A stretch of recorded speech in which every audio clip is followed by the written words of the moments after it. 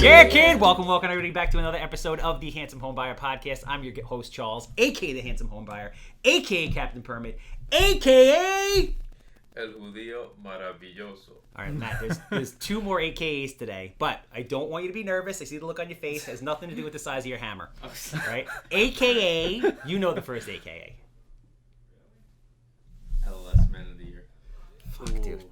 2020 LLS Man of the Year. We're going to speak it into existence. The last AKA is 2020 is going to be a big fucking year, man. I'm telling you right now. 2020 master's degree, graduation, NYU, real estate development, rock star. Speaking of NYU rock stars, best of the best, we have one of the best of the best in the construction management industry from the biggest and best city in the country. What is that? In the world? New York City. New York City. And he's Jewish, which makes it even better. Don't you love being Jewish?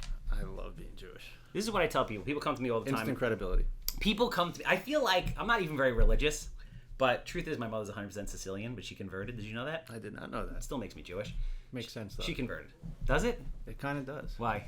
You're not 100% Jewish then. Yes, I am. She converted. Jewish is a religion. Yeah, but it's not in your blood. Yes, my father is Russian, Polish Jew.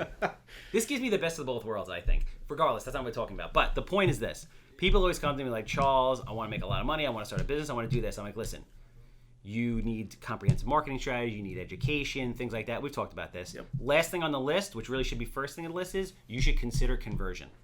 You convert to Judaism, your salary will instantly go up 25% year over year. Absolutely. I don't know why it happens, but it just does.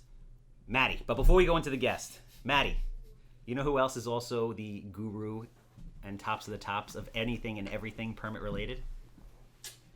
Captain Permit. That's fucking right, Captain Permit. 516-513-8838. If you need plans, you need permits, you need anything real estate permit related, legalizations, renovations, commercial, residential, new construction, you name it, we do it, and we have the most handsome crew there. We got Mike holding up the front, COO of the Captain Permit operation. He's tall, he's jacked, he's bald, he's beautiful, he's light-eyed, and ladies, men want to be him, women want to be with him.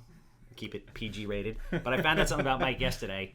Mike is a reformed, club-going bad boy, right? He's not 100% reformed, ladies, and I know how you like that. So just think about this for a second. There is nothing sexier, in my opinion, if I was a woman, a female real estate agent, than a man who is a little bit of a bad boy, who's trying to go straight, who's handsome and jacked, who can take care of all your permit problems and legalize your client's deck. That got me a little bit tingly below the belt.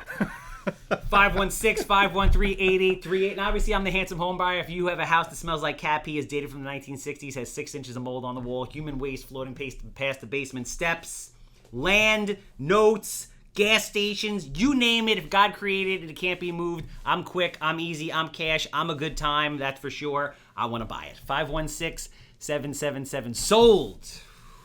Oof, that was a good introduction. Yeah, how do you feel? I haven't even gotten to the intro yet. Oof. I haven't introduced you yet. True. All right, so today's guest, we are privileged here, people. Don't let the first 3.5 minutes of madness take away from the severity that is our guest today. We have one of the greats in the building right now, all right? Construction is a very big sticking point for a lot of people in the investment world. It really is. Sure. Right? Most people, believe it or not, when they come to me, first they say, I don't have the money. I was like, fuck the money, whatever. But once they've ironed out the whole, like, yes, I can get the money, I have the money, whatever thing, the biggest thing, and this was my thing, and I'm going to tell a quick story about this, the hardest part of getting into investing was understanding construction costs. Sure. Right? So today's guest understands construction costs better than anybody else out there, and he's worked for the biggest and the best. He is the biggest and the best, right? Jason Levine, at only 33 years old, local Long Island guy. He's worked for Tishman. They're a big deal, people.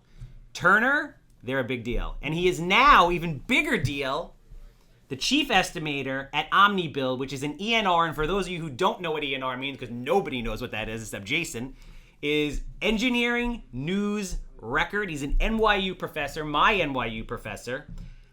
And you are a chartered quantity supervisor. Surveyor, but close. Fuck. 2 out of 3 is not bad. Yeah. You're also living proof that Jewish people can be handy. That's true. So at least on the construction cost side. Are you handy? I'm actually very Can you hammer a nail? Because I can't hammer. I can't do shit. I prefer the screwdriver, but yes. You prefer the screwdriver to the hammer?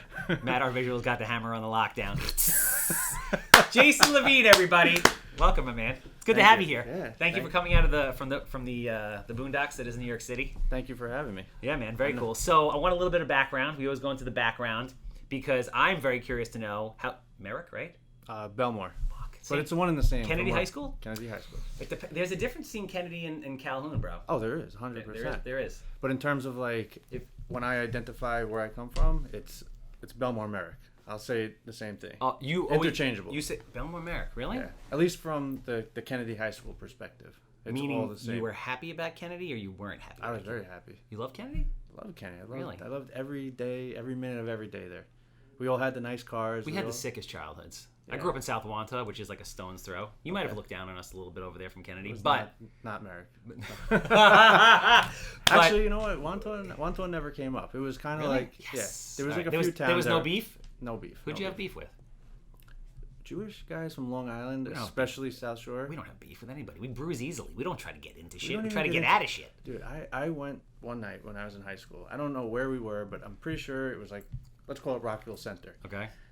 Wasn't anybody from my town, but just to give you an idea of what you're talking about, one guy in a parking lot, probably 50 of us, let's call it white Jewish guys from Beat Long the Island. shit out of all you guys, didn't he? He beat the shit out of one kid. There was probably 50 of us standing there. And again, it wasn't my group, but I'm watching this. These guys let their friend get the shit beat out of them because they're from Long Island. So I'll preface this by saying there's a lot of things that Jewish people do very well. Fighting is not one what of them. we do. So if you want to be a gazillionaire hedge fund owner, you convert. If you want to be a UFC fighter, you convert out of Judaism if you are in fact a Jew, because we bruise easily. It just it doesn't work. So grew up in Merrick, right? Yes, sir. College? Where'd you go to college? Undergraduate, Binghamton. Oh yeah. Yep. I studied, it was called PPL. It was philosophy, politics, and law. The initial idea was to go to law school. It's like the pre-law track. Okay, naturally, you're Jewish. Naturally. Yes, but makes sense. as we discussed earlier, it was 2008 when I graduated. So a lot of my friends were, I guess, getting jobs at law firms, making $50,000 a year. And I'm like, you know what? I don't know if I really kind of want to spend $250,000 to get a law degree and come out and make $50,000 a year. So at the time, 2008, my dad owned a subcontracting firm selling doors. Oh, so you kind of had like a little bit of construction in your blood. Yeah. Well, I mean, that's not so much construction, but no. you were familiar with the construction industry. But I'll tell you like where the estimating kind of came into play. Okay. So over the summers, I'd work for him. He had a huge factory in the Bronx. And these giant rolls of drawings would show up. So I'm like, oh, okay. And I would do takeoffs. I would count the doors. Oh, dude, you Yeah. have the patience of a saint. Yeah. I mean, I didn't know what I was doing back then. And like looking back, like I can't even believe they would let me do this. But what happened is that 2008 came. I said, you know what? I want to get a job. I want to work for my dad. But 2008 was the start of the recession. So it really wasn't in the cards. Wow. So what I did is... Is your father still in that business today? He is. Nice. He is. Different. He doesn't own the business anymore, but he's now working for. He's still in the door business. Okay. The guy loves doors. But think about how hard it is to get a job at a door company. Like who works at a door company? I didn't even know that a door company existed, but it might be one of those niche things where like it blows your mind. Can I tell you something? And I can't tell you who the company is, but the largest subcontracting firm that I have ever seen in my role as an estimator, like because we have to check people's like qualifications and whatnot. But the largest, financially biggest company I've ever seen is a door company. Really? Yeah.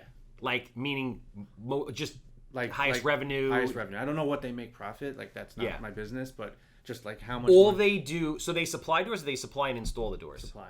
Just supply them. All they do is sell doors. Yep. I guess when you think about it, like Every room has a door. everybody right? needs doors. There's doors everywhere. Sure. Yeah. So you're kind of like interning, apprenticing, learning, growing up in Pops's business in the Boogie Down. So I get the degree. I looking back, I probably should have got a degree in accounting or engineering, but I kind of went the track because I always knew or thought that I was going to go work for my dad. Okay. So why'd you want to be a lawyer if you knew you were going to work for your dad? Because I'm sure that you're starting to see this. A lot of the people that are at the top echelon, like Pinsky, Okay. lawyer. That's true. Hal Fettner, Durst Fettner, at the time, lawyer. Interesting. A lot of the people at some of these major firms all started in the legal profession. I actually wish I had a law degree. Yeah. Just so I could understand certain things better. Just because. Well, it's all about negotiation, right? So if you know what you're negotiating, you have a leg up. But whatever. So what I did is I was estimating jobs, right? Estimating the doors, and I couldn't work for my dad, but I saw this one giant set of drawings. Like I'm talking like a roll like this, and this is before it was all electronic. And I go, all right, well, I'm looking at all these companies. This has to be the biggest job. Like that has to make sense that this giant set of drawings is the biggest company. So I called up the guy on the drawing, and I literally kept calling them, like every week, every month, like until they basically called me up and like, all right, you can come work for us now. Stop calling us, dude. Stop calling us. And then that's kind of history. Was that Turner Tishman? No, this was my first job. It was called R.C. Dolner. Let me ask you a question, just out of curiosity.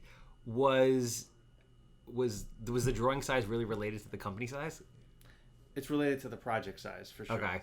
Not really necessarily, but yeah. Like once you start, the bigger the projects. I mean, just think about number of floors, right? The more floors, the more pages, right? More details. So yeah, I would say it definitely goes to the project size. So at that point, they brought you in as what, like a junior estimator? You started estimating? No. So my first role was actually assistant project manager. Okay. So I was in the field. It was this again, part of the reason it was like meant to be for estimating.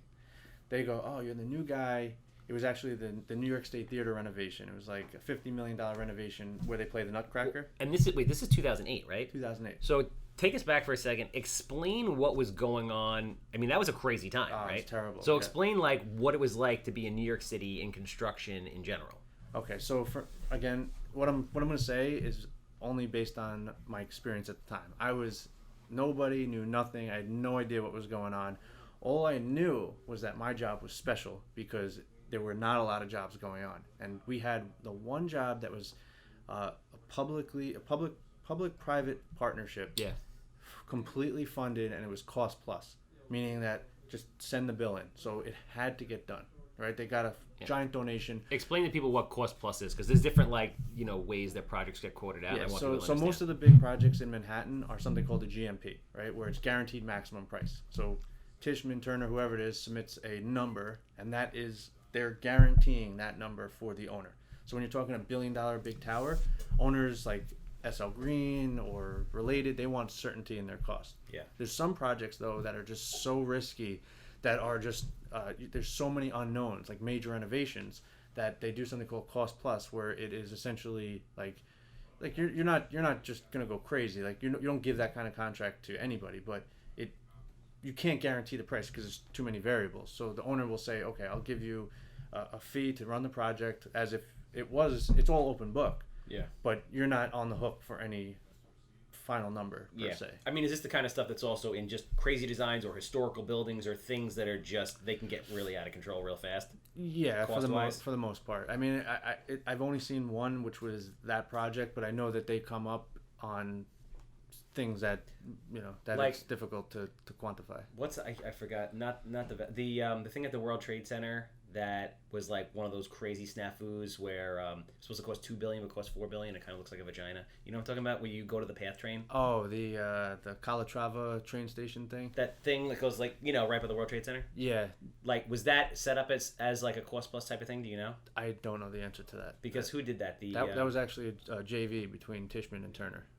No, I thought. Oh, but what's his name? But who? A governmental agency ran that. Why am I drawing a blank right Port now? Authority? Yes. Yeah. Do they typically have that kind of structure, like the cost plus structure? It really depends. It's not something that a lot of companies want or organizations want to do because there's no cost certainty. But it comes up when it's just so difficult to come up with the number that I'm sure like after the World Trade Center, it may have been for all intents and purposes, because how do you quantify cleaning up and then building all that new stuff? Cost plus is the cost of whatever plus general conditions plus, which includes the profit for the CM. Got it. Exactly. That thing kind of looks like a vagina, though, right? It does, from looking up from inside. Definitely. Exactly. Absolutely. Keep going. Sorry. All right. So went off on a tangent there. So I was working at this company, RC Dolner. We got this crazy project, 24-hour day, 3-shift project, and I was just lucky to have a job in 2008. So they go, Jay, we have this job going on at night. We need somebody to manage it. Could you do it? So I'm like, yeah, sure, no problem. Go work at night. The guy goes, I'll take care of you. I'll give you a huge bonus. I'll give you, whatever you want, right? So, 6 months working at night, and that's just no way to live, right? No. And then also I started to realize as I got more experience that you have to go back and get a master's degree or some kind of education because I had the wrong background to get ahead in this industry. Really? So I ended up going. That's interesting. I got into Columbia. Wow. I got my master's there. Very cool. In construction, actually. Nice. So I started to get the master's. I started to see more about what's in the industry, and I kind of didn't want to work at night, right? So I ended up in the office on some kind of whatever. I was just in there for a few weeks, and we had a big bid going in 2008, right? Maybe it was 2009, whatever it was. After a year. Your particular company was not really greatly affected by the recession. It sounds like. They had 2 or 3 major projects that got them through. Yeah. Long story short, with that company, I don't know where they're at today, but there was a huge seismic shift after that where non-union came up and they were union. Mm-hmm. So there was this huge proliferation of different types of companies that came into play.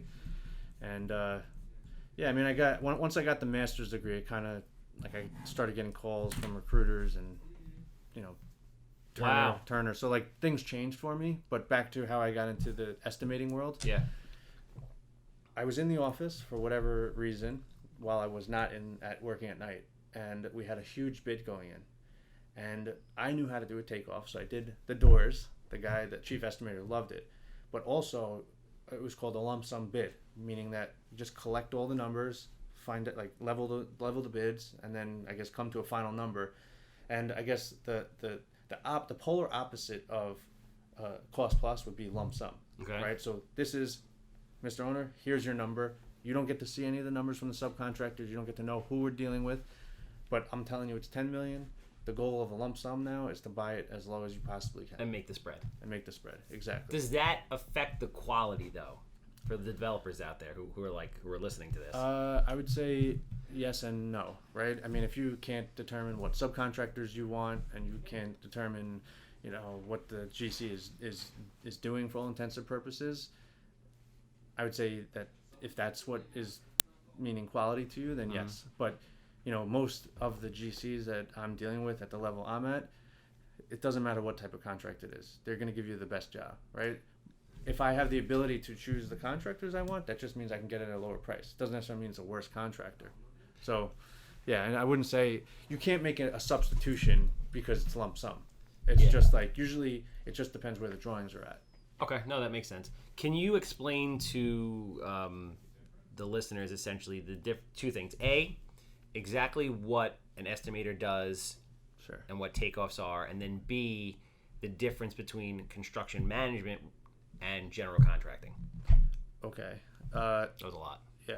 Number 2, I'm not so sure I can give you the exact legal difference. No, well, just on a high level. Yeah. So my job is, like you said earlier on. I'm driving through the city. I see this giant building. How do I find out what that costs? That thing must cost $1 billion.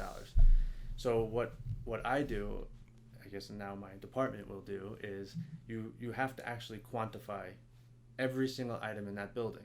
So every nut, every bolt. Not every nut and bolt, but how we do it in class, right? If we're doing steel, you have to count all the beams. Yes. And then there's connections, whatever, right? But you have to add it all up, essentially, and then, put it into a budget and find out what the total number is.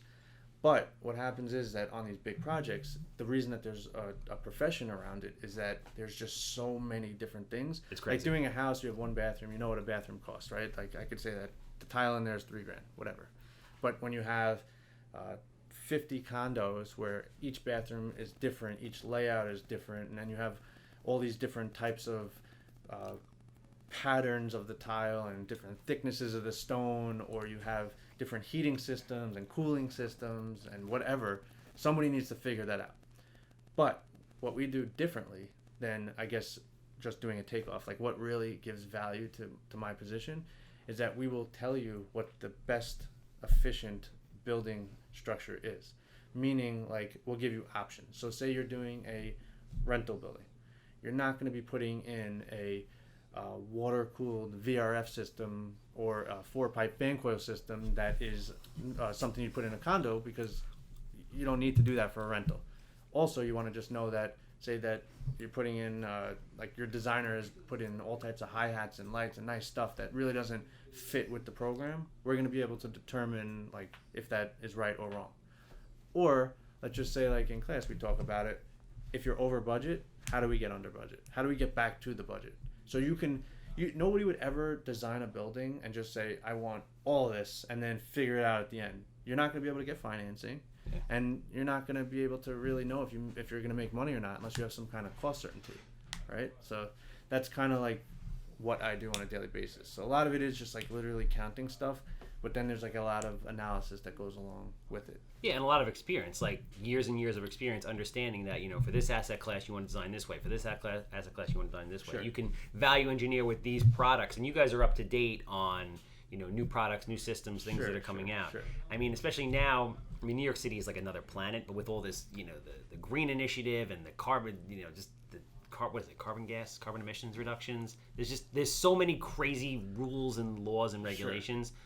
And what you do, like, it blows my mind, man. Like, we're in class. The biggest thing my biggest takeaway from the class is all the things that are not, the whole understanding general conditions and everything involved in general conditions.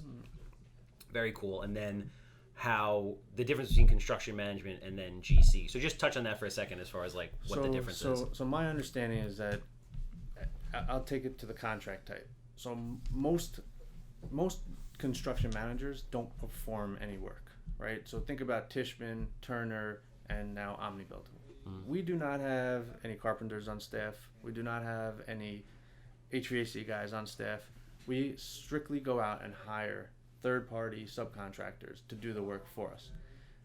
9 times out of 10, what that means is that we're giving an open book proposal. Here's all the numbers, and this is the price for the owner. A GC would most likely do a lump sum bid where they're going out and just bidding on work. But a lot of times, my understanding is that a general contractor, you're probably a general contractor where you have some guys on staff that do a lot of the work in-house. Yeah. So you bid stuff, you're not showing your numbers to anybody. You're just pricing your project, and that's it. That's the way I understand it. So It depends on the contract. Are you a construction manager where you're acting as agent, or are you a general contractor where you're just kind of building things for, I guess to make profit for yourself. Yeah, right? and I guess there's pros and cons to both. I mean, for me, the way I think about it now, it's like if you're looking for a certain type of product, construction management might be the way to go, only because it's an open dialogue. Everyone's working together. Sure. And I mean, obviously, the construction manager wants to keep costs down, but at the same time, you getting to see the whole process and see what's involved. Yeah. So people always come to me and they tell me, Charles, the hardest part of getting into real estate is the money. And I always tell them no. And I say, listen, the hardest part of this business is contractors, especially plumbers. Plumber is a 4-letter word. It's a freaking nightmare. So, like, I'm curious to know, like, your recommendations for, obviously, you worked with some great subcontractors. Sure. You've worked with some terrible subcontractors. Sure. Love to hear some, a good and bad story, and then recommendations to people on how you can vet contractors properly to make sure you're getting the best possible person. Sure. A wise man once told me that there really are no bad subcontractors out there. Really? Think about this. If there are bad ones... All right, I want to hear this.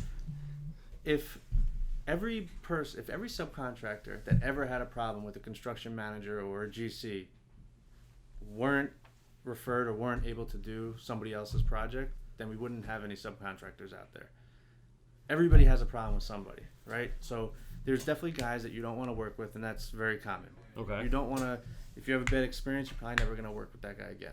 But my guess is that even your favorite guy probably had a bad experience with somebody else somewhere down the line. It's just the law of averages. Yeah. So my thing is that I will always give somebody a chance. But at the bigger level, the way that you kind of figure that out is something called a pre-qualification. Okay. So I literally will get... If somebody wants to do business at this level, you're not going to hire... Think about it. Are you going to hire a guy that does your houses, that did a $3,000 tile job, who has the ability, because they have a on-screen takeoff program, to estimate a $10 million job? Are you going to give that guy the job? No. But how would you know that guy can't do the job if he submits a proposal that looks pretty good. How would you know? How would you know? I don't know. I'm asking. You do a pre-qualification. Okay. So there's actually services out there. Like, for all intents and purposes, the first part is just a form. You list like what jobs you've done, what's the biggest job that you've done, assets. Do you own your property? What equipment do you have? How big is your company? Do you have one guy? Do you have one crew? 5 guys? 10 guys? So you'll list all that out. Before you give the guy a job, you are absolutely investigating that guy. You're gonna go unannounced, show up to his office, make sure he has an office. Really? Swear to God. You do this personally? No, not me personally. You're gonna go visit people's job sites. So like concrete's a big one. Concrete could be, I've seen $100 million concrete contracts. So you will go to that guy's job and see that he's actually performing a concrete job. You'll go and watch his crews, and yeah, you got to make sure that they're for real. Some guys may be doing business, but you go look at their job site and they're sloppy. They're like, look at the people that they're hiring. Do they appear to be trained? Are they, do they have their licenses? So you're gonna go and check that shit out. Absolutely, 100%. And then there's actually a new program out there called TradeTap, which is a pre-qualification software. So what it does is you plug in somebody's company's information, and it aggregates it from all the big companies. So say Joe Schmo Concrete Company is working with Tishman, Turner, and OmniBuild. Okay. It will actually show like a heat map of like how much work this guy has, and say like, all right, well maybe you got to do a little bit further investigation on this guy, or this trade is a little bit overheated or something like that. And then they have a service where they'll go out and investigate. I'm curious, as a construction cost estimator, as being in the construction field in this particular time, what are the biggest hurdles, or what are the biggest struggles you deal with as an estimator on a daily basis? The struggle is real. The struggle is real, bro.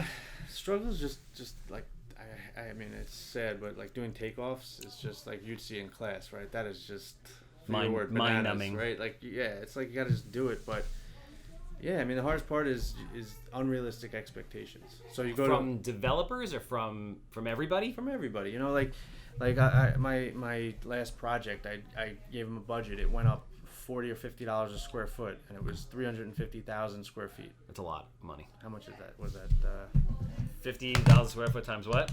350,000 square feet. 17.5 million. Okay, so how from a developer perspective, how could that be, right? Like what happened to make it go up? And now is the project blown? Is it over budget? Now we can't build it? Like, what do you do in that scenario? It could be. I mean, it depends on what percentage of that. Like, if it's $1 billion build, it's not as big of a deal as if it's $50 a square foot. If you were doing a house and it went up $50 a square foot, no deal, right?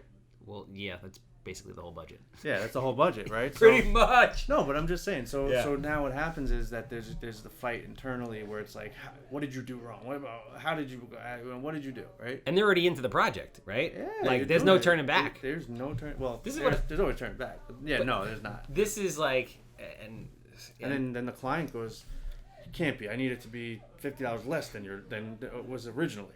So like there's this push and pull from both sides where, the developer just kind of always wants it as low as possible. And then there's what's realistic. And you kind of always end up somewhere in the middle. But the thing that, like, just rattles my brain with all this stuff is, like,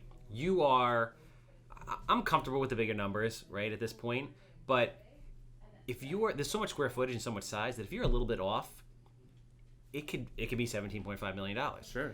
And as somebody with your responsibility, like, you have a great responsibility in the sense that your company's like, you're going to come in here, you're going to do all the estimating, and we're going to bid this thing, and we're going to give them a max price.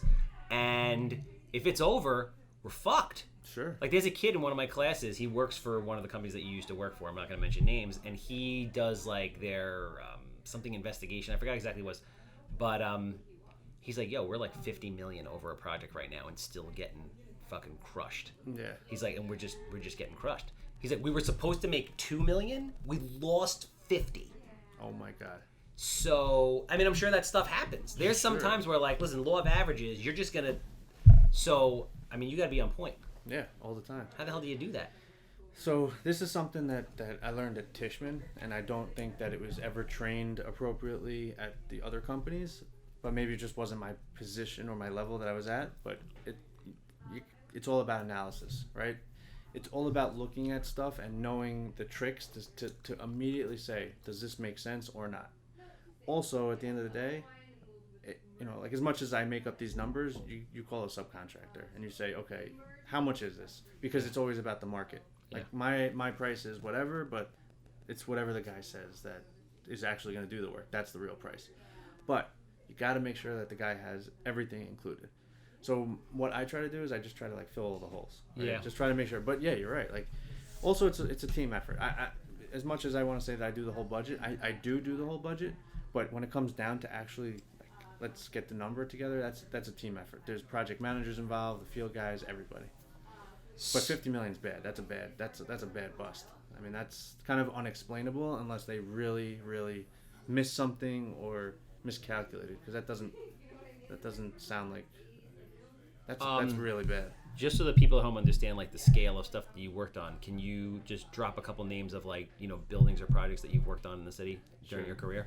So my two biggest were Hudson Yards. Two big buildings at Hudson Yards. That must have been sick. Oh, that was crazy. Yeah, that was one of them was called Tower A or 30 Hudson Yards. Uh-huh. That was. I mean, it's not the biggest project that Tishman ever did, but at the time it was like called 2 million square feet at the time. I think it ended up at 1.8 million square feet, and it was somewhere around $2 billion. So I mean, that was an office building. They had Time Warner at the base. I think Wells Fargo came in at the end, and Jesus, crazy office building. That was just like cartoon money, and it was for people to don't understand. It was built over the platform. Yeah, that was a wild one, and that was a good one to really learn on because I got in so early, so they didn't even know what they wanted to build. Right? They knew it was an office building. They knew the general shape, but there's all these analysis that goes into play, like. Is it going to be 80 stories? Is it going to be 100 stories? Is every floor going to be 50,000 square feet, or is it going to be 20,000? Take a floor off, add 5 floors. Oh, we have a new tenant, add 5 more floors. So like that's a crazy analysis, and that's like kind of where I learned at the end of the day how to kind of like look at the numbers and make sure that it makes sense. So like at my last company, when I kind of showed them like how to do this kind of analysis, blew their mind. Right? The last project that they were looking at, for inexplicably. The facade went up $10 million. Same number of windows, same size building. How could that be, right? 350,000 square feet, facade, same number of windows, building didn't change in size. How could that be that the facade went up $10 million? How could that be? What happened is that when they originally budgeted the building, it was based on a rental. So each floor was 9 foot tall. Okay. It's still a rental, but it went to a higher end rental where the 9 foot floor didn't work. So every floor went to 9'6", 9'8". So you actually gained about a foot on every floor of brick. All the podium floors went up a few feet. So there was all this extra glass. They had amenity floors where they had double and triple height spaces. So all that glass went up. But you got to be able to show that logically in a way that everybody understands. And that was during the course of the project. That wasn't before. That was just as the project evolved. They just decided. For whatever reason, like the mechanicals didn't fit in the ceiling, so you need to raise it up. Wow. Yeah, but that's something you gotta. That's what pre-planning will show you. You can't. Some of these things you just can't figure out, but as you go through, you will. So that kind of ties into my the last question I have for you, which is being at the level that you are, seeing what you've seen for people that are looking to get into development, whether that be they want to flip their first house or build one van or build. What is your suggestion, or what is your advice to developers, contractors, subcontractors in general about how to get started or how to move to the next level if they're looking to go from that $3,000 tile guy to that $10 million tile guy? So I'll start at the subcontractor. I'll go to the CM and then the developer. So as a subcontractor, I would say you gotta call. I probably wouldn't go to Tishman or Turner to start because they're so robust in their pre-qualification that it would be very hard to get in. You may get in, but you're going to do a $3,000 tile job. You're never going to get that big one because they just won't do it. But if you go to a smaller company like OmniBuild, as an example, you ask them if you can bid, and I would just bid, and then you may not get it it may take a year or two. There's no question about it. But get in there, price your jobs, and then just eventually you will get that opportunity to do it. But you got to go in and you got to start, I guess hounding. You got to want it. You got to want it. You got to right? want it. So like in my company, I get calls all the time, guys that are doing a, let's call it 100,000 square foot building that now want to do a 300,000 square foot building. Their pricing is such that we may give them the shot, but they have to prove it. They have to prove that they could do it. You're never going to go from $3,000 jobs to $300,000, $3 million jobs. It's never going to happen. But you got to just keep working at it, and you will. From a person that's flipping house that wants to get into the bigger developments, or even a developer or CM, whatever it happens to be, I would say, and I tell you this in class, spend the money and hire a professional estimator to do the work, and just make sure that you have a real budget. You never want to go into a development without a budget, because you're going to get crushed, and you're never going to get financing without showing something that has some kind of cost certainty. Without a doubt. No, it's 100%, and I've taken a lot of those lessons, and now that I'm doing some of the bigger commercial projects, I've called in people to your suggestion beforehand and said, hey, listen, I'm willing to pay you $2,000, $3,000, $4,000, $5,000, whatever it is, to give me different scenarios of, here's a baseline cost for what this is going to cost and how long it's going to take and where can we value engineer. Sure. And it's really a game changer, because you don't realize how expensive everything is. And it's not going down, man. It's just it just continues to go up. Sure. And you have to have contingencies in there for shit that will go wrong, because everything can and will go wrong. Sure. So the class has been a life changer for me, man. So I really appreciate it. That. You're the fucking man. I appreciate you coming down, because I know it's not a you got a lot of stuff to do, and it's not a short trip. No, so appreciate the opportunity. Thank you. I don't know if you want to give out any you're not a big social media guy, right? No, not. No. I don't. All family stuff on. Yeah, Facebook. you're. I guess the one thing that I will say is that I'm also, as you know, a commercial agent. Oh, you want to drop that? I want to drop it. All right, drop it. Pat would kill me if I don't. Drop it. So. Pat who? Pat O'Brien. Been on the podcast before. Pat O'Brien. Good man. He is the head of Keller Williams Commercial Division out here on the island and into the boroughs. Absolute savage animal. We love him. Real estate commercial juggernaut. But to make a long story short, we're now going to be focusing on larger scale development projects. Nice. So we want to help people to understand their costs, and we want to also help them get through development. Case in point, we're working with one guy now who has a piece of land, who has, he wants to sell it to a developer. Mm-hmm. But if you don't know what things cost and how much a project takes to build, how do you price a piece of land? Yeah. So if your land is going to take you, or if the building's going to take you $5 to $10 million to build, you have to price it as such that you have a building that's actually worth that in the end, right? Just because you have a piece of land in a good area doesn't mean that it's worth $100 million. Because if it costs you $500 million to build that piece of land, what kind of building are you really going to get? No, right? That's the thing. And I think a lot of people, like a lot of landowners, you've dealt with this firsthand. We've had conversations about this. Like, there's my land is worth this because you could build this. And they have absolutely no idea. They don't understand the zoning. They don't understand the costs associated with it. Exactly. They don't understand the leasing or the sales comps associated with it. And let's face it, the commercial industry is not exactly an open book of information where it's just easy to find this stuff. So, very cool. Awesome angle. Very smart. Love it. You're the fucking man. Thank you very much for coming out. Thank you for having me. Obviously, I'm the Handsome Homebuyer. If you have a house that smells like cat pee, dated from the 1960s, 6 inches of mold on the wall, or human waste floating past the basement steps, I want to buy it. 516-777 sold. And if you're interested in legalizing your deck while talking to a smooth, light-eyed, handsome, jacked, bald man, Captain Permit is it. 516-513-8838. That's it. It's a wrap. Very cool.